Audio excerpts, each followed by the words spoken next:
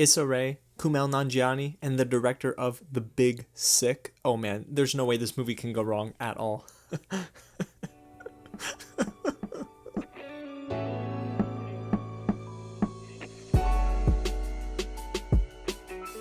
What's going on, you guys? James here with another real review, and today I'm telling you guys all about The Lovebirds and what I thought of this Netflix film. Now, it was supposed to go to theaters, but then Netflix picked up the distribution rights because, you know, COVID-19 is a thing.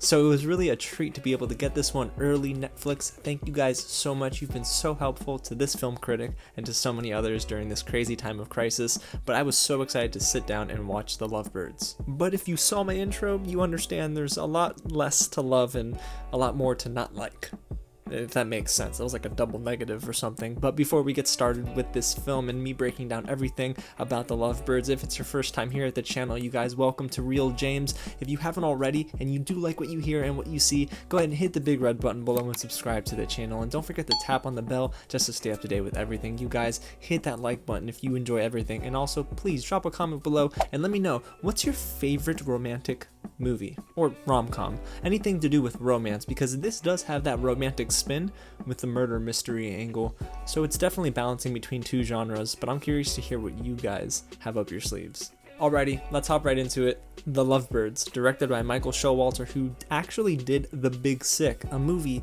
It's a rom-com that I am actually pretty much in love with. It's so good, it's very emotional, very heartfelt, and Kumail Nanjiani is a star in that film. And it's only fitting that he again worked with Michael Showalter here in The Lovebirds. So it's Kumail Nanjiani, Issa Rae, it's Paul Sparks, the dude from House of Cards.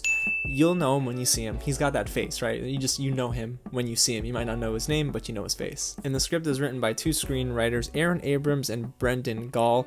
The reason why that's important is because we're going to talk a lot about the writing in this movie. It is something we're going to talk about. Alright, so I'm not trying to be negative. Let's talk a little bit about what the movie does okay. The opening to the film actually grabbed my attention right away. I was in my seat, I had my food ready, and then Snow Allegra, one of the best R&B artists in this era, is playing through my speakers. But it just kind of fit naturally with Kumail and Issa Rae on screen and their early romance, and then the film flashes forward 4 years. And sometimes when films do this, it's okay, and then other times I wish they hadn't, because I do love more of a show don't tell approach to screenwriting. But 4 years in the future, and we get them and they're in the thick of their relationship, and you can tell that they've lived together for a decent amount of time, and they're bickering. Like, they're absolutely arguing with one another, and it is not flattering. So I figured, okay, this is basically the script trying to tell you guys this is an awkward couple, and this is how they somehow fit even though they bicker about everything. The thing is, the joke goes on a little long, and I start to feel it out. I'm letting it marinate, and I figure it's Kumail Nanjiani, it's Issa Rae. Please, this movie's gonna get so much better. But it doesn't, and then the bickering kind of continues, and what is annoying that's supposed to be funny is really just annoying to be annoying.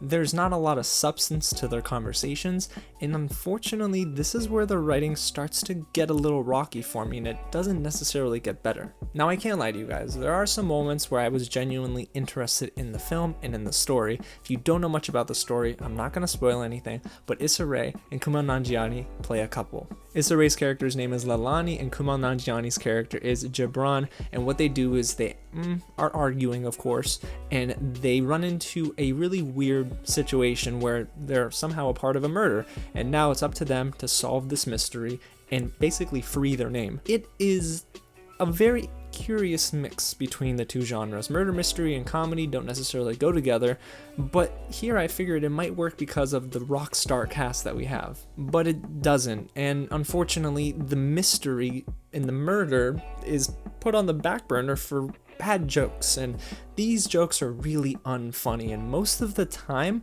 I found myself not laughing. Won't lie to you guys, there were a couple moments where I did start to laugh, and then it's followed up with repeated bad jokes, and that's the biggest issue I had with the writing here, is that the writing doesn't necessarily want to develop quality jokes and really effective punchlines. It's just joke after joke after joke. It's like every idea they threw to the board, they were like, this one's good, this one's good.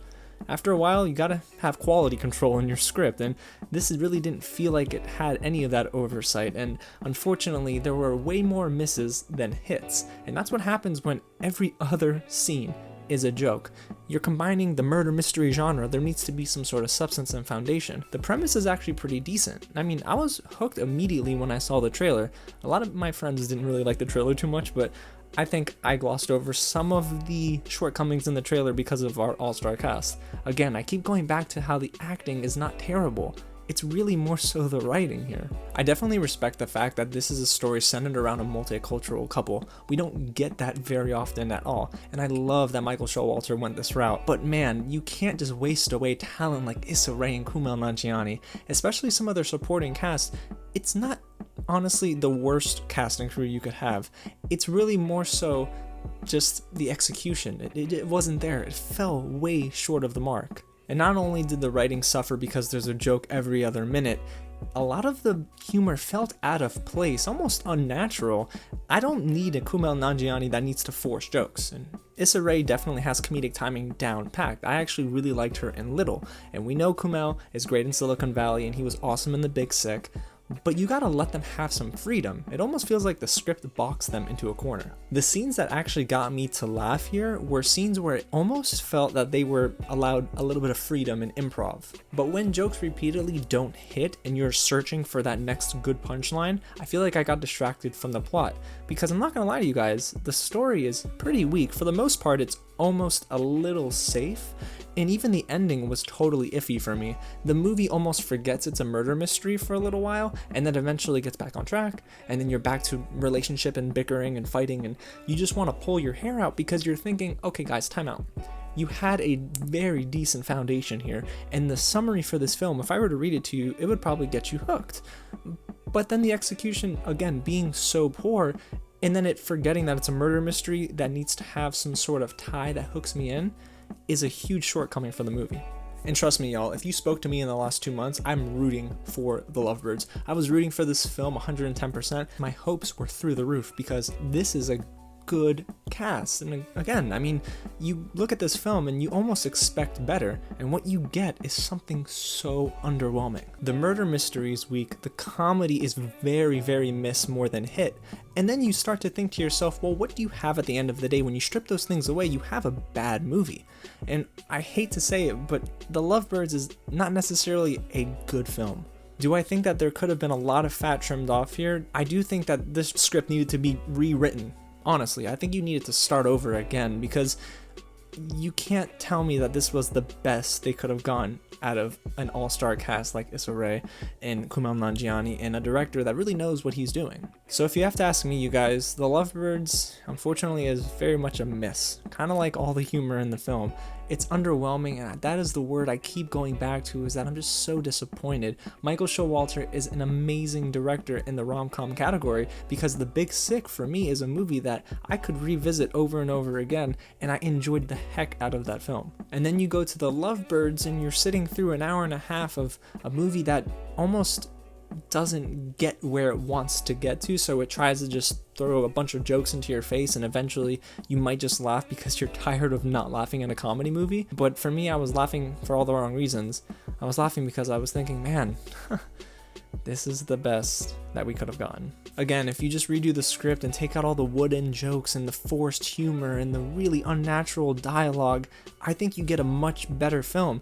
But unfortunately, we get The Lovebirds, which is a movie that you might come away from saying, hey, I don't hate it, but it's really forgettable. And honestly, as 2020 rolls on, with everything going on, I think The Lovebirds is going to go down as one of the more forgettable movies of 2020. And can I be honest, there really isn't one moment in this movie that I could come to you and tell you, hey, this was the moment that made me laugh. I think there's one joke that I can remember, and it's more so I remember it because it was a single line that made me chuckle towards the end. And in psychology, you kind of remember the beginning and the end and not so much the middle. And in here, unfortunately, there's not a defining moment in a comedy movie that should really be hitting the mark like The Lovebirds. Dang it. That is the one thing I can tell you after this film that I said to myself is, dang it, we could have had a much better movie. Well, there you have it, you guys. Those are my thoughts on The Lovebirds, a movie that greatly disappointed me. I know that Kumail Nanjiani's in The Eternals next, and we're definitely here for that. And Issa Rae, anything she's going to star in, I'm there for.